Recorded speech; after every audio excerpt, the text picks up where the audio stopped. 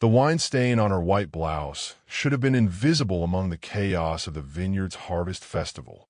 Should have been just another mark on another invisible American woman trying too hard to belong in a village that would never claim her.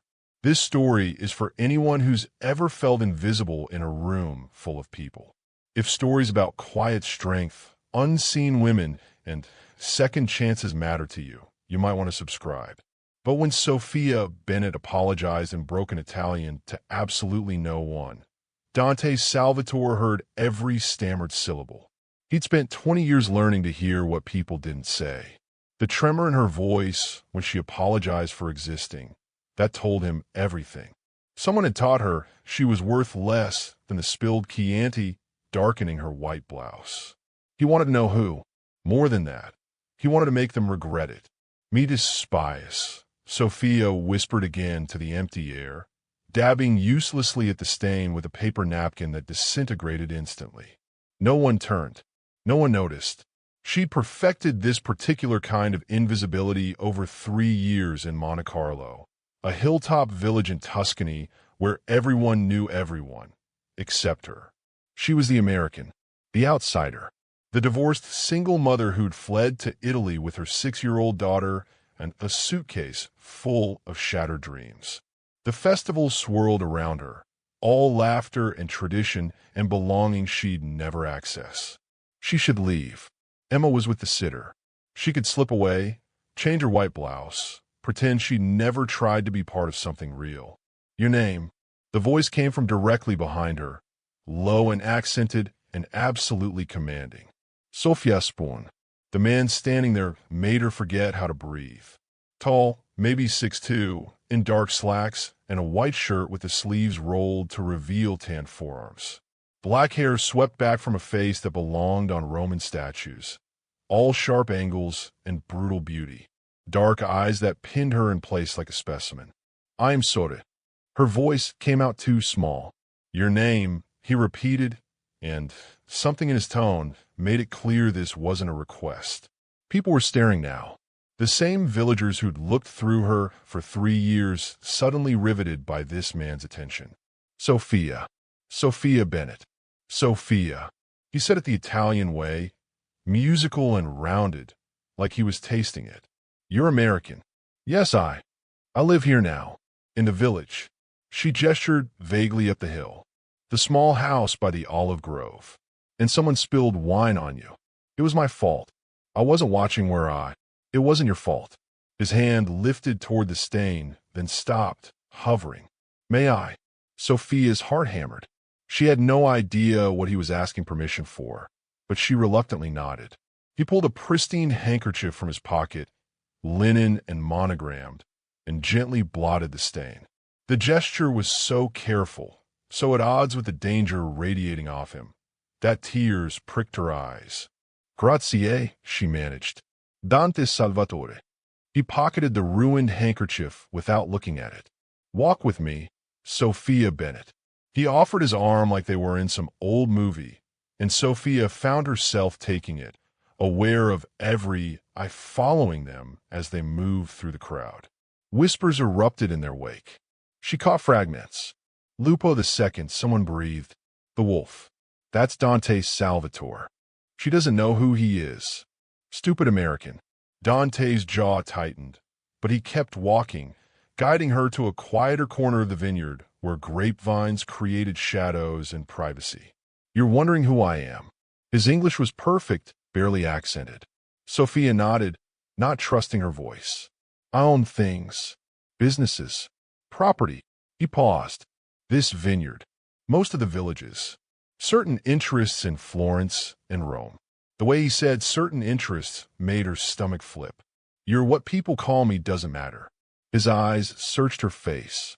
"What matters is that in 20 minutes of watching you, I've seen you apologize 7 times. For existing, for taking up space, for breathing the same air as others." Heat flooded her face. I'm still learning Italian. I don't want to offend. You apologized in Italian, Sophia. Perfect Italian for "I'm sorry." But you never learned to say "excuse me" or "pardon me." Only "I'm sorry." His hand lifted to her face, stopped again, asking. This time she leaned into it. His thumb brushed her cheekbone. Someone taught you that you're always wrong, always at fault. Who? My ex-husband. If you've ever had someone make you feel small enough to apologize for simply existing, you're not alone. And if stories like this hit close to home, subscribing helps keep them visible. The words escaped before she could stop them. He said I was too much, too emotional, too self-reliant, too American. Her voice cracked. Too everything and nothing at the same time. Dante's expression went cold. Where is he now? New York. We divorced 3 years ago. I came here to start over. With your daughter, Emma. She's 6. Sophia pulled back, suddenly aware they were alone in the shadows, that this stranger had extracted her life story in minutes. I should go. Thank you for the handkerchief. Have dinner with me. She blinked. What? Tomorrow. Dinner. There's a restaurant in Siena, Ristorante the Second Falco. 8 o'clock.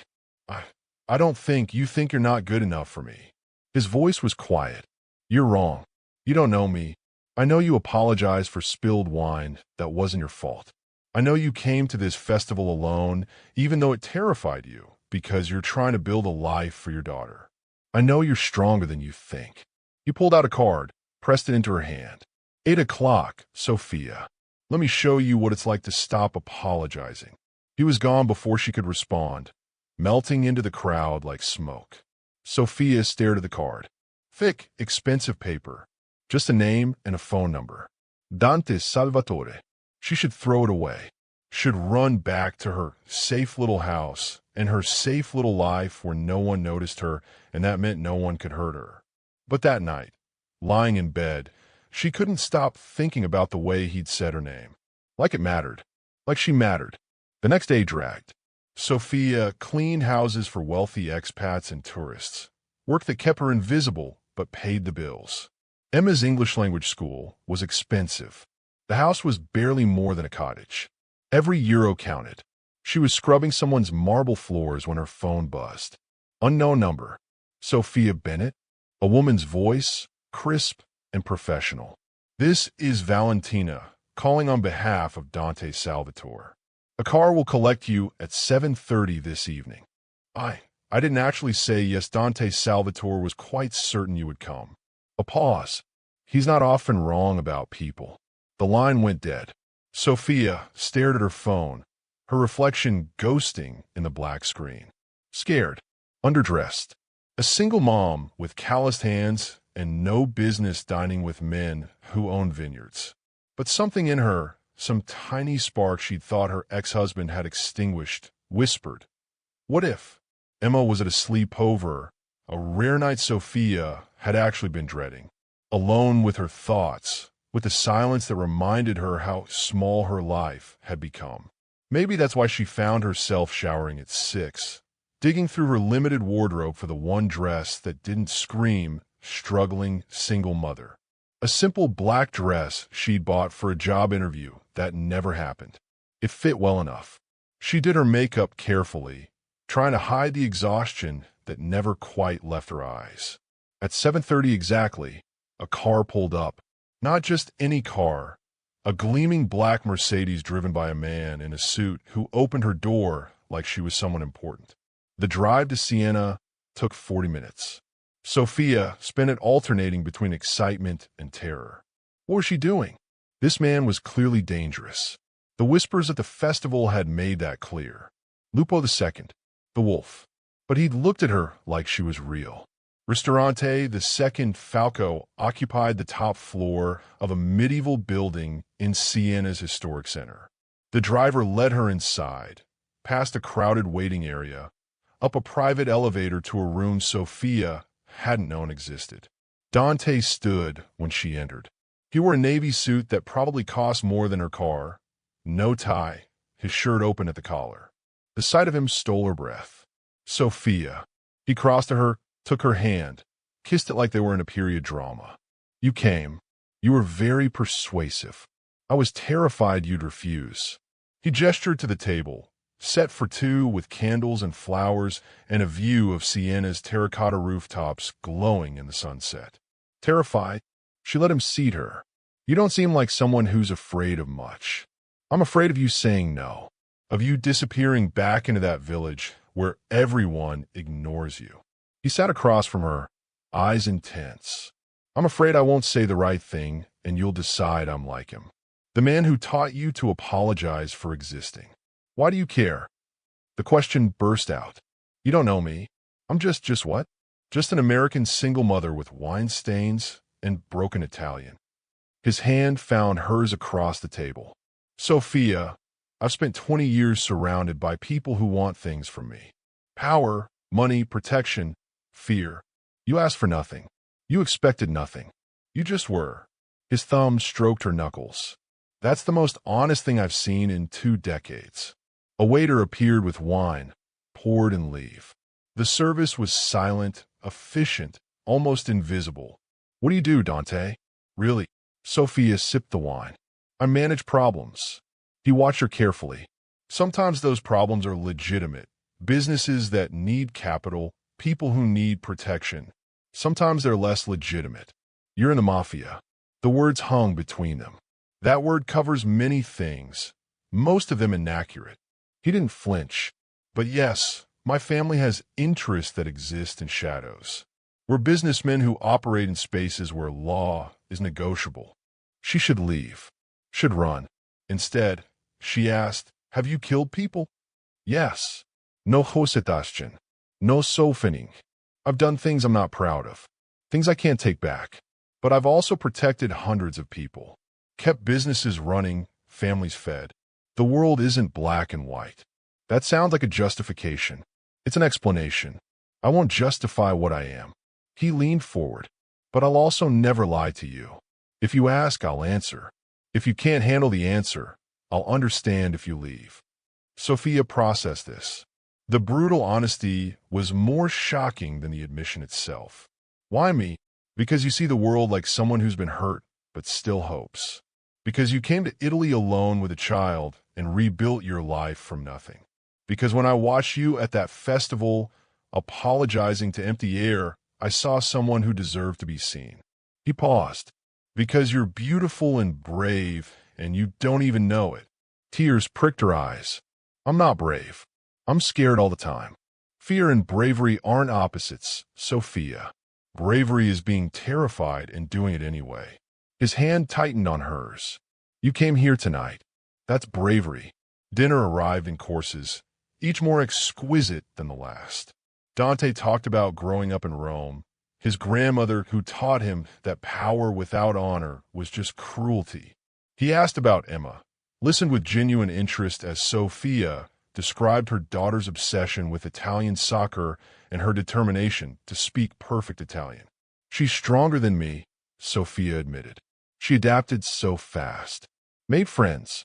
Learned the language. I'm still stumbling through every day. You're learning a language while working multiple jobs and raising a child alone in a foreign country. Dante's voice was firm. Sophia, you're not stumbling. You're succeeding against impossible odds. It doesn't feel like success. It feels like survival. Sometimes they're the same thing. He signaled the waiter. Dessert appeared, panna cotta with berries. But Dante didn't touch his. I want to see you again. Not just dinner. I want to know everything. Your favorite color, what makes you laugh, what you dream about at 3 in the morning when you can't sleep. Sophia's heart raced. Dante, I have Emma. I know. Which is why I'm asking to meet her. To be part of both your lives, if you'll let me. You want to meet my 6-year-old daughter? I want to meet the person who matters most to you. I want her to know I'm serious. That this isn't just, he stopped. Something vulnerable crossing his face. Sophia, I'm 38 years old. I've never asked a woman to dinner and meant it like this. I've never wanted someone to say yes so badly it hurt. This is crazy. Yes, you're dangerous. Extremely. I should say no. Probably. She met his eyes, saw the hope there beneath the confidence. Saw a man who'd built walls just like hers, who'd learned to be alone because alone was safe. Sunday, she whispered. There's a park Emma loves, near the Castello ruins. 2 o'clock. Dante's smile transformed his face, made him look younger, almost boyish. Sunday. I'll bring a soccer ball. The drive home felt like floating. Sophia kept touching her knuckles, reliving the soft kiss Dante had pressed there when he'd walked her to the car. Gentle, asking, promising. Her phone buzzed as she unlocked her cottage door. A message from an unknown number. Thank you for tonight. For saying yes. For being brave. Sleep well, Bellissima. D. She saved his number, heart fluttering like she was 16 again. Then reality crashed in. She'd agreed to let a Mafia boss meet her daughter. She was an idiot. A reckless, stupid idiot who'd just endangered everything for a man with dark eyes and careful hands. But God, she couldn't stop smiling. Sunday arrived with perfect weather. Emma bounced around the cottage asking why Mommy kept checking her phone, why she'd changed outfits 3 times, why she looked so happy scared. We're meeting someone at the park, baby. Who? A friend. His name is Dante. Emma's eyes went wide. Like Dante Alighieri? We learned about him in school. Exactly like that. Sophia kissed her daughter's forehead. Be yourself, okay? Just be your wonderful self. They arrived at the park at 1:55. Dante was already there, sitting on a bench in jeans and a black t-shirt that made him look simultaneously more normal and more dangerous. A soccer ball sat beside him. He stood when he saw them, and Sophia watched his eyes land on Emma with something like awe. You must be Emma. He crouched to her level, same way he'd knelt for Sophia at the festival. Your mom says you're learning Italian. Sto imparando. Emma announced proudly. Molto bene. Dante grinned. Do you play calcio? Soccer? Emma nodded enthusiastically. I'm not very good yet. Good. Neither am I. We could be terrible together. He picked up the ball, tossed it to her. Show me what you've got. For the next hour, Sophia watched this dangerous man chase a soccer ball with her daughter, laughing when Emma scored, celebrating her victories like they mattered. Other parents at the park stared. She caught whispers. That's Salvatore. With the American and her daughter? As he lost his mind, Dante ignored them all. His entire focus was on Emma, teaching her tricks, telling terrible jokes that made her giggle. When Emma ran off to the playground with some other kids, he returned to Sophia's bench, slightly winded. She's incredible. She's my whole world. Sophia watched her daughter swing, fearless and free. If you're part of my life, you're part of hers. And I need to know you'll be careful, that your world won't touch her. It won't. The levity drained from his voice. I keep my business as separate from my personal life. Emma will never see that side of me. Neither will you, if I can help it. You can't promise that. No, but I can promise I'll die before I let anything happen to either of you. His hand found hers. Sophia, I know this is fast. I know it's insane, but I haven't felt this alive in 20 years. You and Emma, you're light. His voice roughened. I've lived in dark for so long I forgot what light looked like. Dante, manga. Emma ran back, flushed and happy. Can Dante come for dinner? Please? I want to show him my room and my Italian homework. Sophia looked at Dante, saw hope and fear warring in his expression. She thought about her tiny cottage with its mismatched furniture and empty refrigerator, about how wrong he'd look in her shabby life. Yes, she heard herself say, dinner would be nice. Dante's smile was sunrise. Emma grabbed his hand, chattering about her homework, her friends, her dreams of becoming a soccer player. He listened like every word was precious, and Sophia felt something shift in her chest, something that felt dangerous and necessary all at once. Dinner was chaos. Emma insisted on helping cook, which meant pasta sauce everywhere and Dante's expensive jeans covered in flour. He didn't complain once. Instead, he taught Emma how to roll gnocchi, speaking Italian and English interchangeably, patient when she got frustrated. Sophia watched from the doorway, wooden spoon in hand, throat tight with emotion. This man who commanded empires was on his knees on her kitchen floor, helping her daughter shape pasta like it was the most important thing in the world. After dinner, Emma gave him the tour. Her room with its mismatched furniture and walls covered in soccer posters. Her Italian workbook where she got gold stars.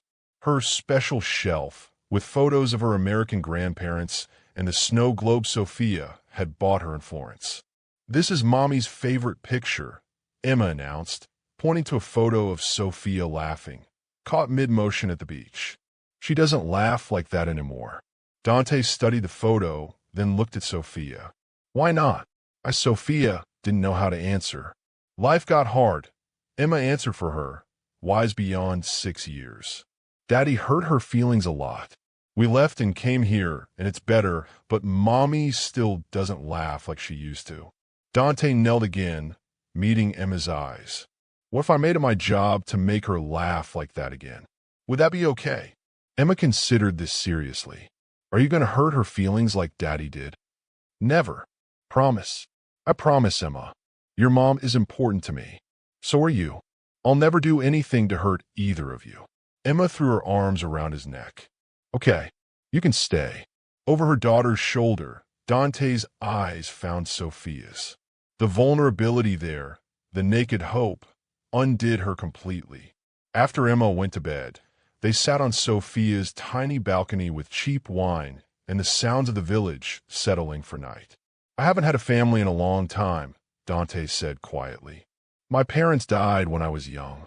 My grandmother raised me until I was 16, then I went to live with my uncle. He taught me the business, but not about things like this." He gestured to the cottage. "Laughter, soccer balls, gold stars on homework. You were good with her.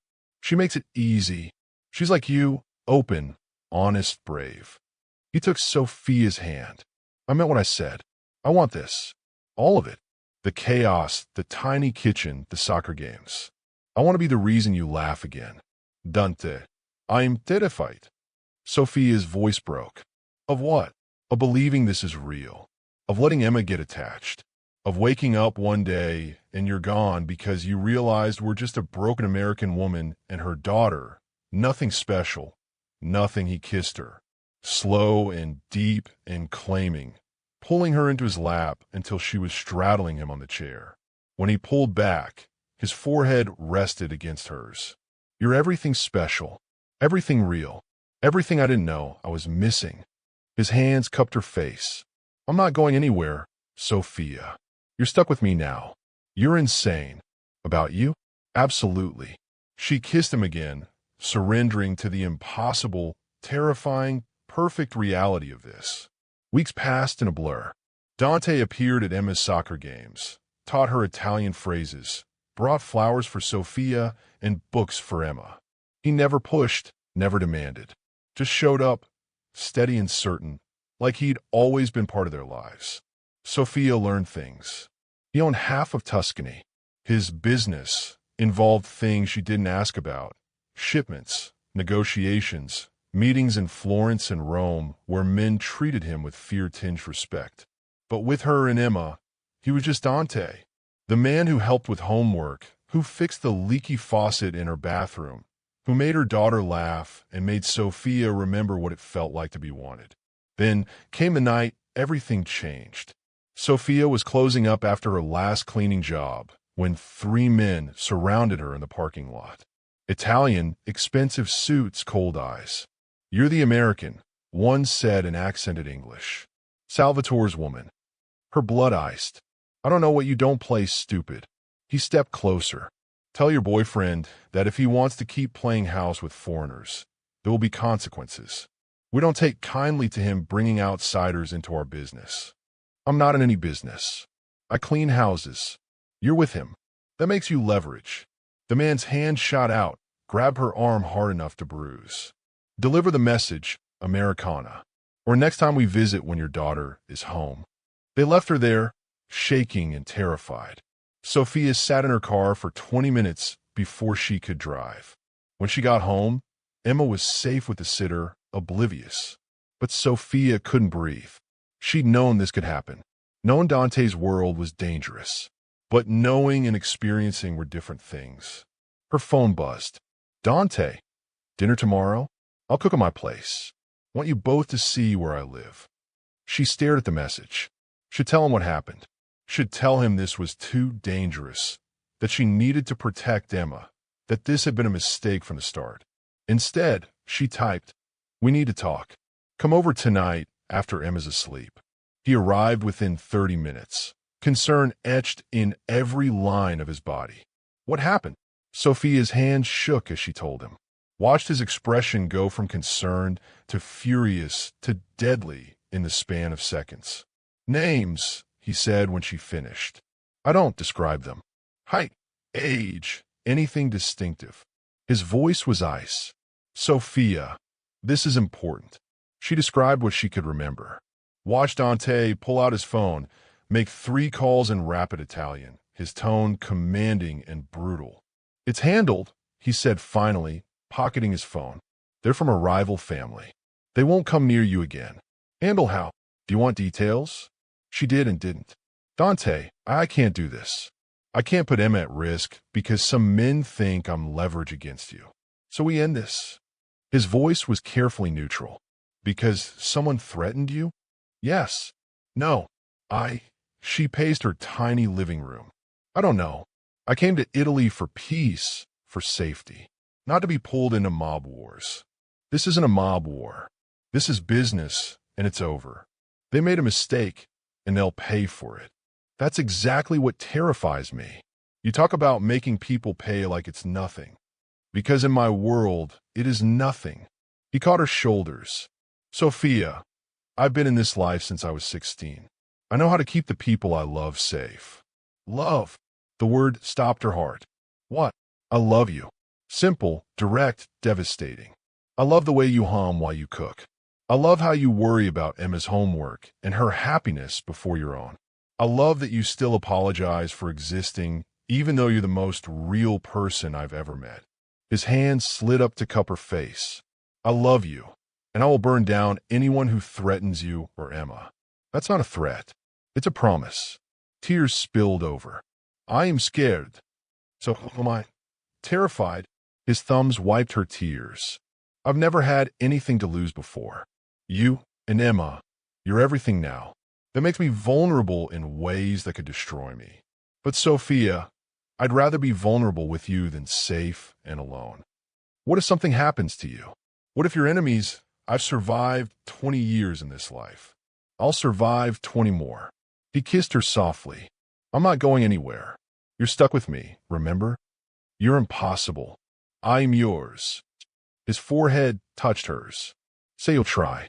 Say you won't give up on this because of one threat that's already been handled."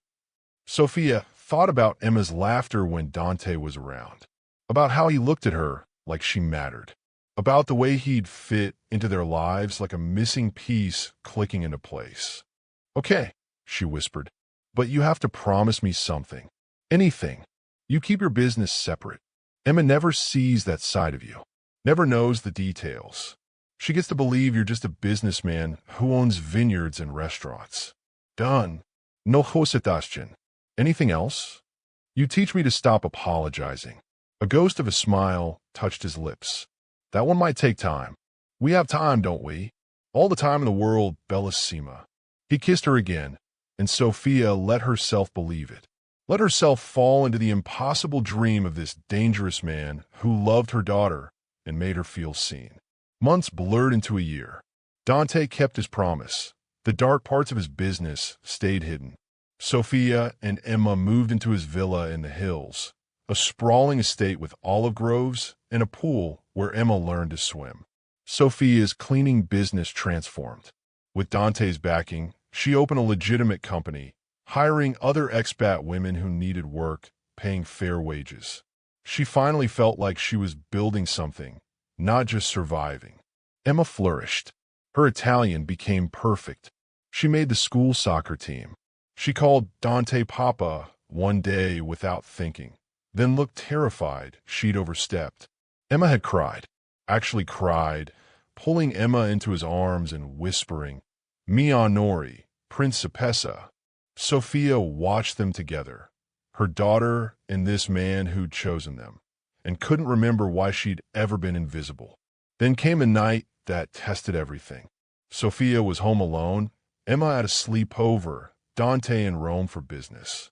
She was reading in the library when she heard glass shatter downstairs.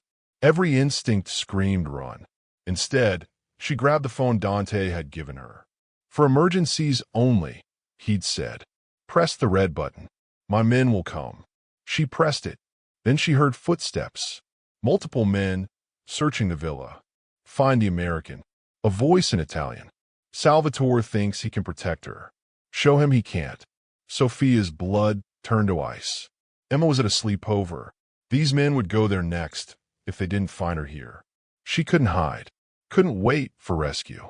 She had to lead them away from Emma. She stepped into the hallway. "I'm here." 3 men spun. One raised a gun. "The American. Come quietly and we won't hurt you. My daughter isn't here." Sophia's voice was steel she didn't know she possessed. "Whatever message you want to send Dante, send it through me. Leave my daughter alone. You're not in a position to make demands." The gun leveled at her chest. "Move." She moved. Down the stairs, hands raised, mind racing. How long until Dante's men arrived? How long until these men realized Emma wasn't here and went searching? They pushed her into a car. Drove for what felt like hours, but was probably 30 minutes. Ended up in a warehouse on the outskirts of Florence, industrial and isolated. "Salvatore will come for her," one said into a phone. "Yes, we have her." "No, she's unharmed. He has 2 hours to meet our terms, or..." The warehouse door exploded inward. Literally exploded, wood and metal flying, and Dante walked through the smoke like an avenging angel. He wasn't alone.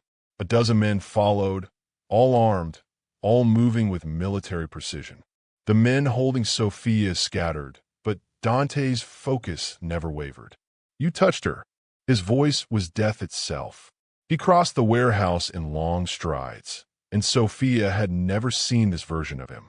Cold, calculated, terrifying. One of her captors raised his gun. Dante moved faster. A single shot, precise and final. The man dropped.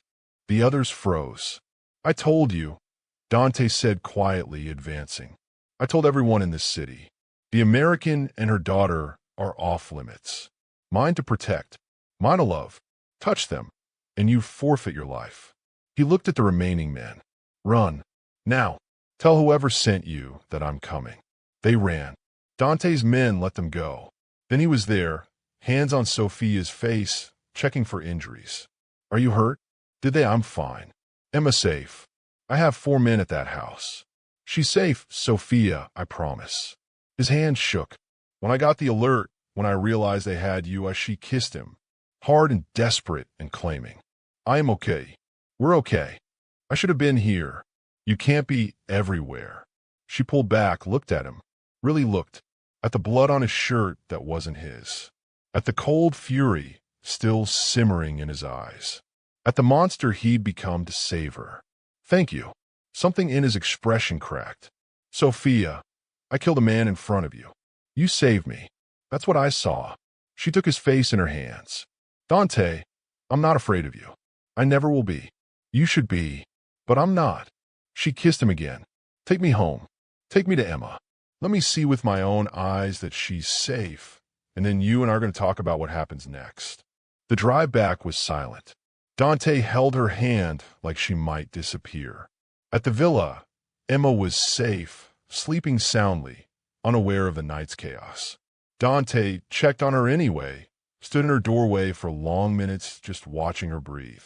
In their bedroom, Sophia finally broke down. The fear, the adrenaline, the reality of what almost happened crashed over her. Dante held her through it, stroking her hair, whispering Italian endearments she was starting to understand. "I can't lose you," he said finally. "Either of you. You're my family now. We're not going anywhere." Sophia pulled back to look at him. "But Dante, we need to talk about this life. About what it means for Emma as she gets older." "I know." He looked devastated. "I've been thinking about it. About stepping back, going completely legitimate. It would take time, but don't." She stopped him. "Don't change your whole life for us. You are my life now. Then we figure this out together." She took his hands. "You teach me how to be safe in your world. You let me help you find the exits from the dark parts. And we both promise that Emma comes first. Always." "Always," he agreed. Sophia, I love you too. She said it for the first time, watched his face transform with wonder. I love you, Dante Salvatore. You're impossible and dangerous and the best thing that ever happened to me. He kissed her then, soft and reverent and promising. Later, wrapped in his arms, Sophia thought about the scared single mom who'd arrived in Italy 3 years ago, about the woman who'd apologized for existing, about how far she'd come, about the man who'd seen her when everyone else looked away. No more apologizing, Dante murmured against her hair, reading her thoughts. You never apologize for existing again. Capice? Capice, she agreed. And for the first time in her life, Sophia Bennett truly understood what it meant to be seen, loved, and worth fighting for. 2 years later, Sophia stood in her boutique office overlooking Florence. Her company now employed 50 women, provided benefits, offered pathways to ownership. She built something real. Emma ran in, now 8 and fluent in 3 languages. Mama, Papa says we're going to the beach this weekend. Can Lucia come? Ask your father. He's the one planning it. Emma grinned and ran off, yelling for Dante in Italian. He appeared in the doorway moments later, tie loosened, sleeves rolled up, looking at Sophia like she was everything. Your daughter is a terror. Our daughter, Sophia corrected. He'd officially adopted Emma last year. The paperwork had made them both cry. Our beautiful, brilliant terror. He crossed to her, pulled her into his arms. Happy. Impossibly. She kissed him. You. Every single day. He spun her, made her laugh, that free and genuine sound that had taken her so long to find again. I love you, Sophia Salvatore. I love you too. She touched his face, this man who'd given her everything. Thank you for seeing me. Thank you for letting me. And in the city where she'd once been invisible, Sophia finally understood what it meant to be unforgettable. Some people go their whole lives feeling invisible. Stories like this exist to remind them they're not. If that belief matters to you, you know what to do. If you've ever had someone make you feel small enough to apologize for simply existing, you're not alone. And if stories like this hit close to home, subscribing helps keep them visible. I will see you in the next video. Thanks for watching.